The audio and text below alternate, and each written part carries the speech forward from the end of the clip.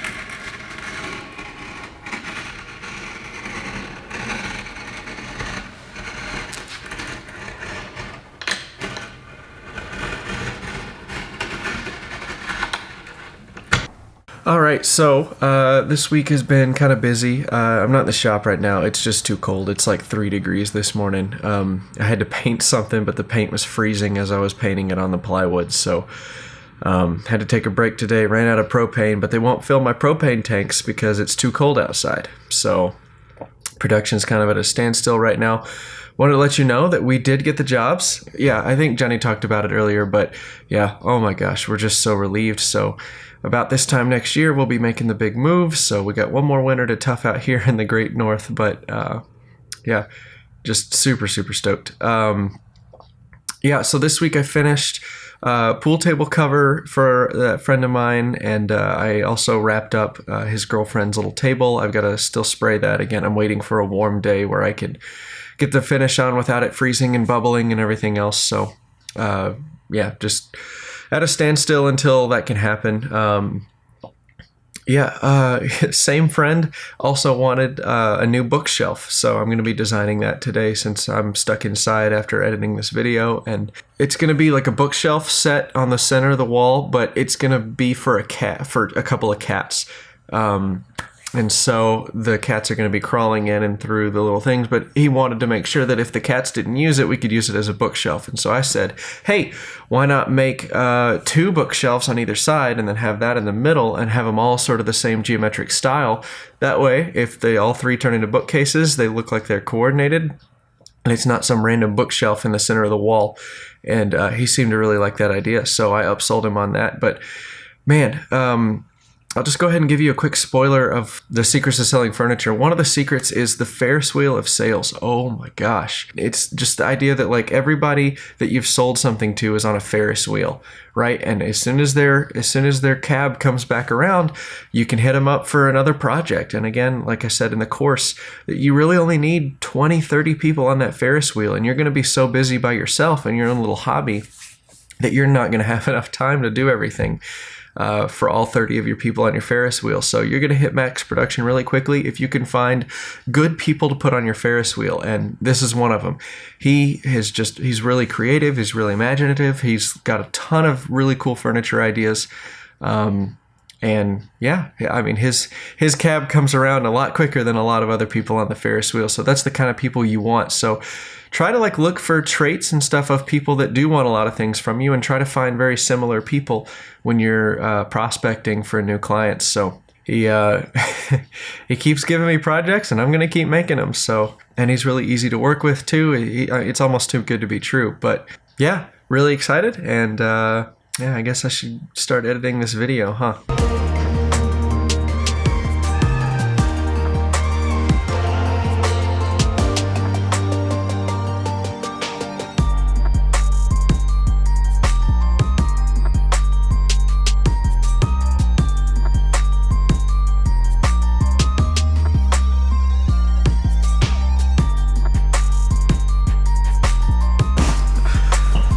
Alright, so I'm editing the video, and yeah, I realized I did a crap job of filming the install. I'm so sorry.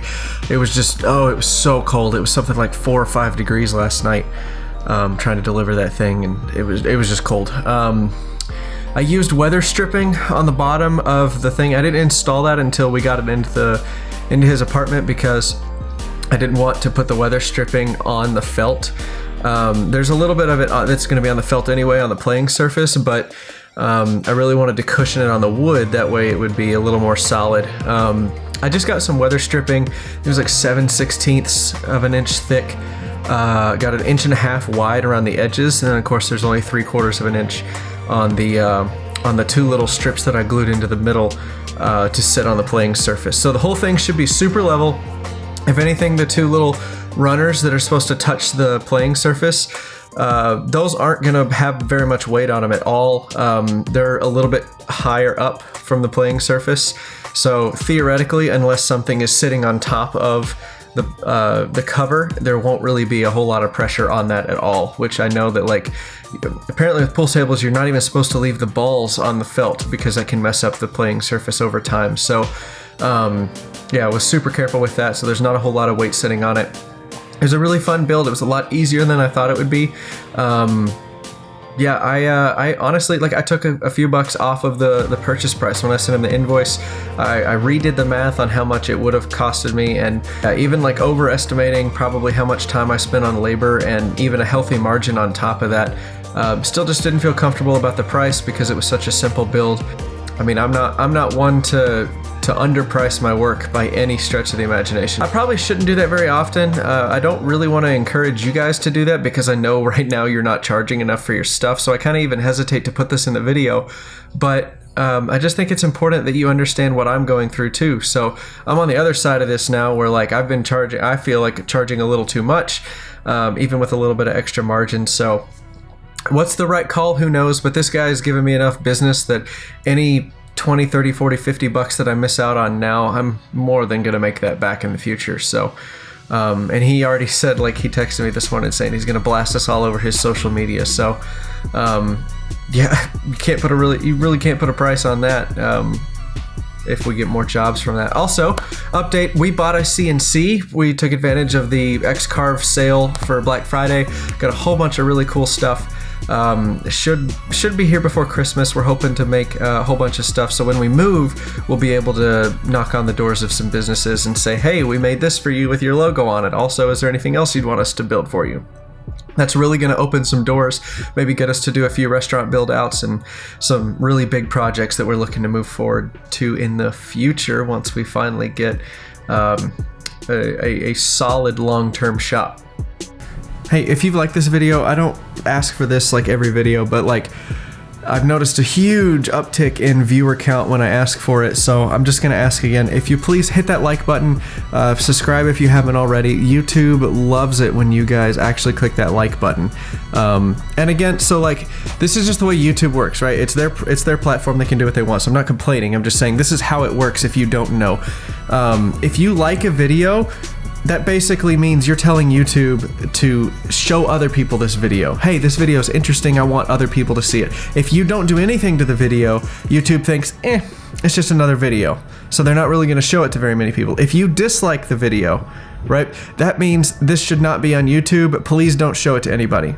So every time I get a dislike, I get, like, it lowers the rankings for you. And you can go, like, research all this stuff on your own. Like, I've been doing a lot of research the last couple weeks on, like, how YouTube works as far as a content creator, because I'm finally starting to get traction, and it all matters now. So please, if you don't mind, it would mean a great deal to me if you would just click that like button. It's free. It doesn't cost you anything. If you've learned anything on this channel, I would really appreciate you just to click that like button. Thanks, guys, and have a great week. If you're still here, what are you doing? What are you doing? You got a woodworking business? You're interested in starting a woodworking business? You gotta start doing it. You gotta put action behind these desires that you want, or you're never gonna get anything in life. So, link in the description. There is our Secrets to Starting a Furniture Business course. We're going to be coming out with another course in a couple weeks talking about how to sell to your friends and family, so look out for that. But it's going to build on the first course, so you need the first course to get the second course. Yeah, and then as soon as that second course launches, the price is going up. So go ahead and grab it now, and yeah, I can't wait. You guys are going to love these programs that we've got coming out. I can't wait to share this awesome information. If you want to get ahead, you want to get the first 9 months out of the way of that crappy client, or underpricing that one job, or overpricing that one and then you lost it, like, get rid of all that. This is what you need to do to start making money with your side hustle. And the sooner you can start turning a profit, the sooner you can buy bigger tools, better facilities, you can pay your bills, you can buy a truck, you can buy your wife something nice, you can buy yourself something nice, you can buy your husband something nice. You can do so much more if you start putting a price on your free time and then selling that to other people. The Ferris wheel of sales, man, that's all you need.